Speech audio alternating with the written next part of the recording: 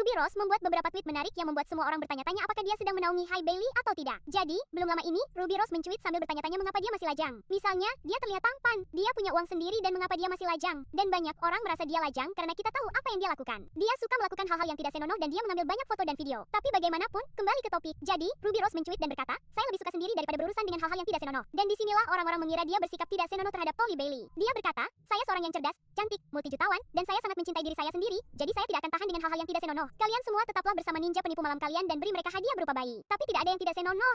Petik 2. Dia kemudian berkata, melihat sesuatu yang tidak senonoh, lalu menindaklanjutinya dengan tidak ada yang tidak senonoh. Orang-orang merasa seolah-olah dia menaungi Hye karena Hye dan DDG memang punya bayi. Mereka merasa dia menaungi. Dan beberapa orang seperti, ya, jika Anda menganggap ini cinta diri, maka ada yang salah. Seperti, ini bukan cinta, karena mereka merasa dia hanya sekadar jalan pintas di industri ini. Dia pasti bersama pria ini, rapper ini, orang ini, dan ini. Jadi, mereka merasa seolah-olah dia hanya sekadar jalan pintas. Dia melakukan semua hal ini dan semua hal lainnya. Jadi, orang-orang merasa seolah-olah dia tidak benar-benar mencintai dirinya sendiri. Pada akhirnya, saya merasa pesannya tetap ada. Kita mungkin tidak menyukai pembawa pesan, tidak peduli dengan pesan yang datang dari pembawa pesan, tetapi pesannya tetap ada dan itu adalah pesan yang bagus. Jika Anda tahu orang ini adalah pembohong dan penipu, mengapa memiliki bayi dengannya? Mengapa tidak putus saja dengannya? Lanjutkan hidup dan dapatkan seseorang yang Anda tahu adalah orang yang baik untuk Anda. Karena, seperti yang saya katakan, pesannya tetap ada. Kita mungkin tidak menyukai Ruby Rose atau apa yang dia lakukan, dan dia mungkin tidak terlalu menonjol di industri ini, tetapi pesannya tetap sama. Misalnya, hey, jika kamu tahu orang ini tidak baik untukmu, mengapa memberinya bayi sekarang? Kamu hanya mengikatkan dirimu padanya. Tapi bagaimanapun, mari kita beralih ke topik berikutnya. Cardi B muncul di Twitter dan dia berbicara tentang bagaimana kehamilannya berjalan. Dia berbicara tentang seberapa besar dia bertambah, berapa banyak berat badan yang tidak bertambah. Dia mengatakan ini adalah berat badan terbanyak yang pernah dia dapatkan selama hamil. Dia mengatakan bahwa dia lelah dan dia siap untuk memasukkan tangannya ke sana sendiri dan mengeluarkan bayinya. Perlu diingat, dengan kehamilannya dengan Culture Wave dan Blossom, ayah mereka bukanlah pemain NFL. Jadi mungkin bayinya lebih besar karena celana jeansnya lebih besar. Siapa yang tahu?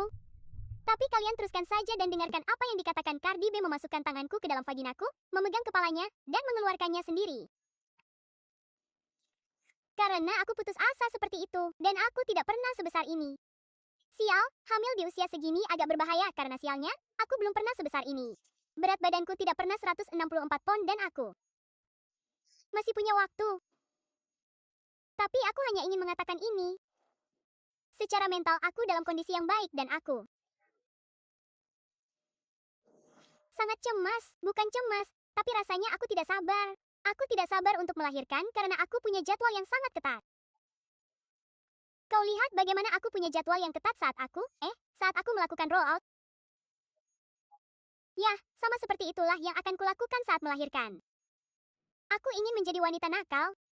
Seperti, aku merasa sangat cantik saat hamil, tapi aku ingin kembali menjadi wanita nakal. Jadi, aku perlu mengencangkan tubuhku, dan ketika aku berbicara tentang mengencangkan tubuhku, aku tidak berbicara tentang operasi. Saya tidak bisa melakukan operasi dan saya tidak benar-benar harus melakukan operasi karena operasi itu seperti. Ketika saya biasanya melakukan operasi, saya mengambil lemak untuk dimasukkan ke dalam tubuh saya, Anda tahu, seperti memasukkannya ke beberapa tempat, tetapi saya gemuk di mana-mana, tetapi saya ingin menurunkan berat badan. Saya perlu melatih gerakan tari saya karena ada banyak lagu yang harus saya latih dan melakukan banyak koreografi untuk tur. Jadi, saya harus mempelajarinya dalam waktu sebulan. Lalu saya punya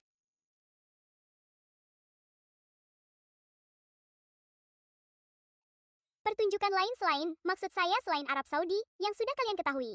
Kalian sudah tahu tentang Arab Saudi, tetapi saya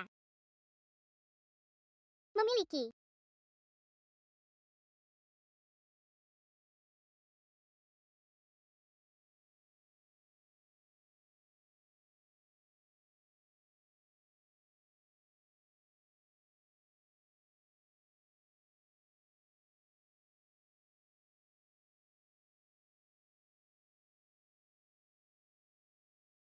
beberapa pertunjukan spesial sebelum saya melakukan tur yang juga harus saya persiapkan. Saya tidak akan membicarakannya dengan kalian. Kalian lihat saja sendiri.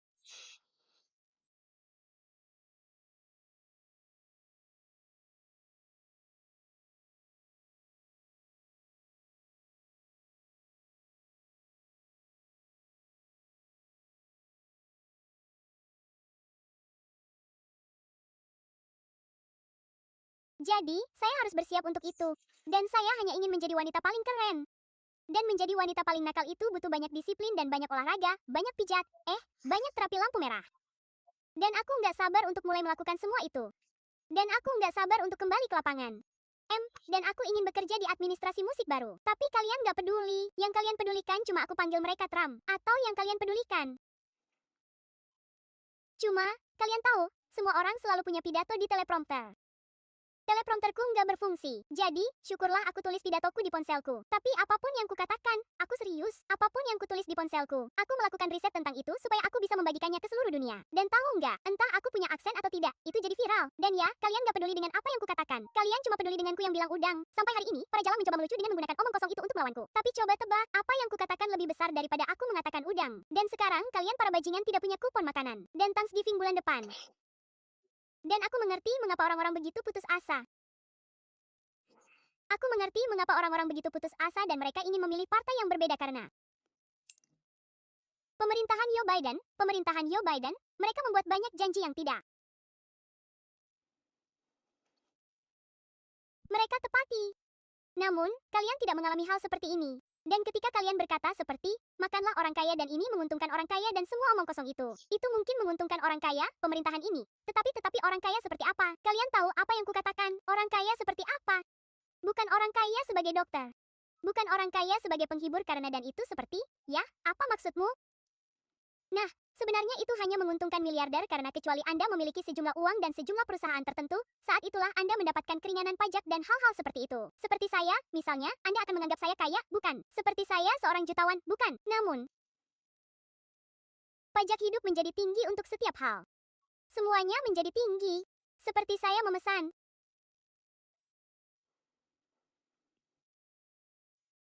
perabot dan saya memesannya untuk Italia dan karena tarif, Anda tahu berapa banyak yang mereka coba tagih kepada saya hanya karena tarif untuk mengirimkan perabot dari Italia ke Amerika? $15.000. Lalu jika Anda semua memikirkannya, mengapa ada pakaian ketika datang dari mode cepat ke mode mahal? Mengapa harganya begitu mahal? Semuanya naik dari harga Fashion Nova dan Sen hingga Channel dan semua omong kosong itu karena tarifnya sangat mahal. Jadi semua orang merasakannya. Kecuali Anda termasuk salah satu dari miliarder yang menjadi sasaran keuntungan partai ini. Dan di atas semua itu,